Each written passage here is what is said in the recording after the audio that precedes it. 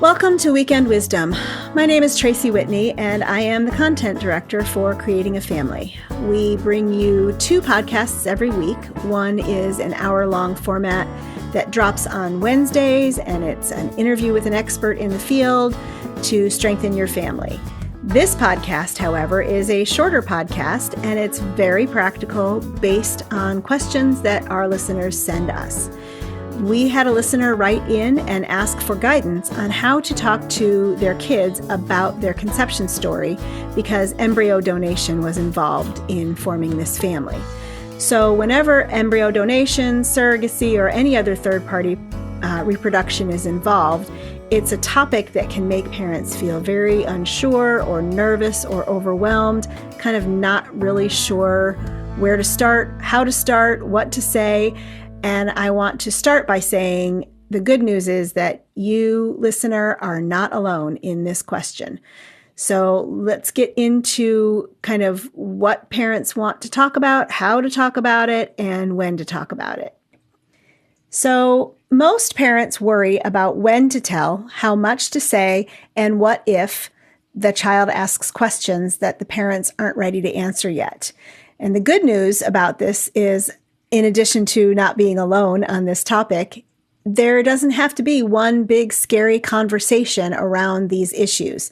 In fact, it's probably important to remember that telling and sharing their story of conception is a process, not a singular event. When a child has been conceived through third-party reproduction, they deserve to know their story, just like we say in the adoption and foster community that our kids deserve to know their adoption story or their foster story. Children conceived by donor conception of any kind deserve to know their whole story. We know from decades of family research that secrets are damaging, even if they're kept with the very best of intentions. And to be sure, we don't ever assume that parents have, negative intentions for keeping secrets. But we want to make sure that parents also know that secrets can be harmful for children's sense of self and sense of their story and their context. So if a child senses that something important is being withheld from them, it's important to know that they would make that mean something about themselves.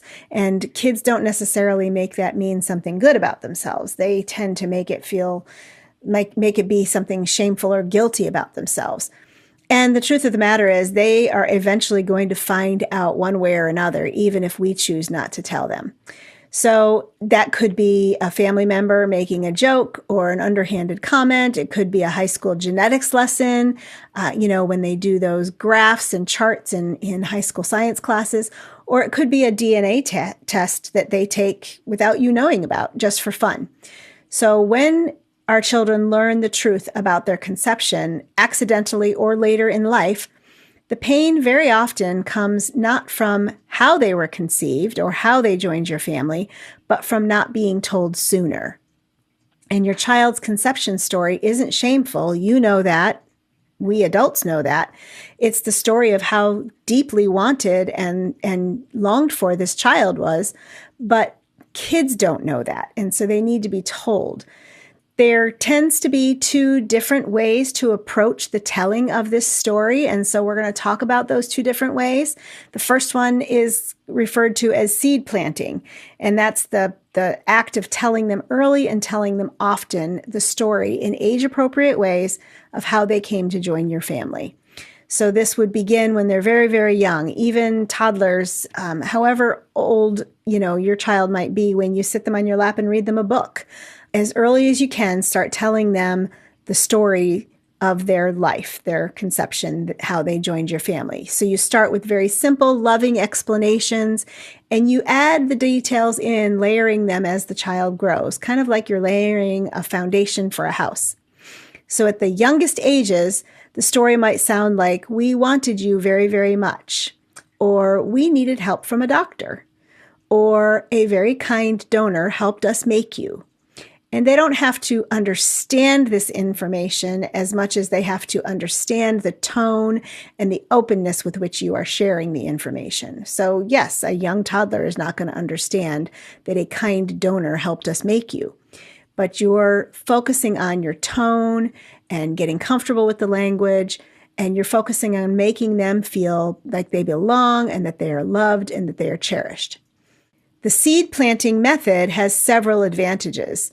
Number one is that your child will never remember a time that they didn't know their story. The second is that the information feels very normalized and non-dramatic. And a third benefit is that we parents get lots of practice over the years of telling early and telling often about how to have conversations about difficult topics in kind of low pressure ways. It's pretty low pressure to sit in a rocking chair and read a story or tell a story to a child. So the second approach that parents can consider taking or often consider taking is waiting for the child's right time. Some families want to know that the child is older and better able to understand the biology and the relationships and the emotions involved in this story. And if that's the approach you choose, it's really important to focus on your child's developmental readiness, not just their age or what the textbooks say should be their developmental readiness. So you'll want to ask yourself a couple questions. First, can my child understand basic cause and effect? Second, can they handle emotional information without becoming overwhelmed? And third, do they already ask pretty insightful, thoughtful questions about the human body, about their body, about families and family dynamics or reproduction? And you are the only one that will know the answers to those questions. That will require that you be very observant and very curious about the stage and age that your child is at and their readiness for this information. If you wait, be mindful not to wait too long. While it's never too late to tell, disclosure is often easier when our kids are younger and more flexible in their ability to handle information about their identity. No matter the age of the child when you're telling this information, the basic ingredients of the story need to stay the same. We wanted you very, very much. We had trouble getting pregnant. We got help from doctors and from a donor. And we are so happy that you finally came home and joined our family. It's super important that you start really simple. Don't overtell. And then don't share every single detail in that very first conversation. Your kids need to absorb the information gradually, and the questions will come in waves as they're processing and thinking about it. No matter which method you choose, the seed planting or the waiting for the child's right age, it's really important that you remember that your language matters. Use the word donor, not mother or father, unless the child's donor has a parental role in their life. This helps children clearly delineate and understand who their parents are, and always leave the door open for more questions or more curiosity on their part. You can say something like, "That's probably enough information for today, but you can ask me questions anytime. I expect you'll have more as you think about it or as you grow, and I'm here to answer any of those questions." One of the easiest and most effective ways to start any of these conversations, whether it's the seed planting method or the waiting for the child's developmental age and stage, is to use children's books. We love children's books here at Creating a Family. We think they're a great way to normalize any of these hard conversations that we have to have with our children. It normalizes donor conception by seeing another character in the book living the life like theirs. Takes the pressure off the parents to get the words just right because the author's done the words for you in the book. And it also invites natural child-led questions, things that they think of when they see the characters on the page or when they hear the words that you're reading out loud to them. So you could read a book together and say something like, "Families are made in lots of different ways. This story is part of our story too." Or, "Our story is very similar to this raccoon's story with his family." Kids love books with animals who are taking that central role that your child would take. Books allow our kids to process this information at their own pace with the visual supports that kind of cue their memory and cue the layering of information that you've been doing.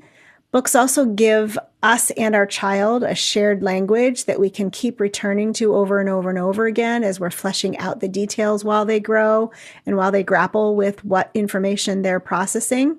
It's real important to think about what your kids might be thinking about. So let's cover some of the common concerns a child might have as you're telling them their story in whatever method you choose. Number one, what if I want to meet my donor?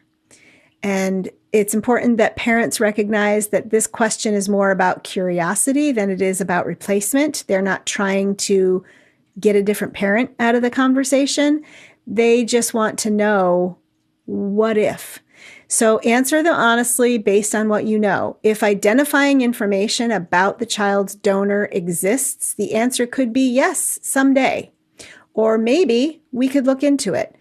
If donor information is not available, you could say something like, maybe, and it's kind of complicated right now, but we can talk about it as you get older. Either way, it's really important to reassure your child that you'll support them in answering some of those questions for themselves. Another concern that you might face is a child who doesn't ask any questions. And it's really important that you know that just because they're not asking questions doesn't mean they aren't thinking about it. Children often take their cues from us. And if the topic feels uncomfortable to us, then it's probably going to feel uncomfortable to broach for our children. So we want to make sure that if our kids are staying silent on the topic, we're kind of leaving a back door open for them to venture into it and express their curiosity without any judgment or shame or fear of how it might make you feel. Checking back in with these kids matters deeply. Bring it up gently and occasionally. Hey, remember how we talked about the way that you were made? Do you have any other new questions? Or I wonder how you feel about that story we read the other day. Do you feel like it connects to your story at all? Opening the door to that curiosity and that wondering helps them realize it's okay to ask you questions. It's really important that you remember that their story belongs to them. So you can open it, pose these conversations at home with your child in a sense of openness and love and safety, and offer them the conversation from a position of strength, not confusion. But it's also okay to let them know that this is their story and they can guard it however they want to or need to. None of this has to be done perfectly. That's the good news. Also, in addition to the fact that you're not alone, none of this has to be done perfectly. You just have to do it. And you have to do it honestly and gradually and gently and with your child's needs at the center of every conversation that you approach. And again, it's not just one conversation. It's a process of learning the information and grappling with it and then kind of going to the next level with it. We hope that this helps our listener navigate their child's conception story. If you have questions about adoption or foster care or kinship care, send an email to info@creatingafamily.org with Weekend Wisdom in the subject line. We love hearing from our listeners. We love finding ways to strengthen your family with practical advice. And our bank or stash of Weekend Wisdom questions is getting a little low. So we would love for you to bring us some new questions, and we will bring you support that's relevant and strengthening for your family. Thanks for listening, and I'm looking forward to seeing you next week.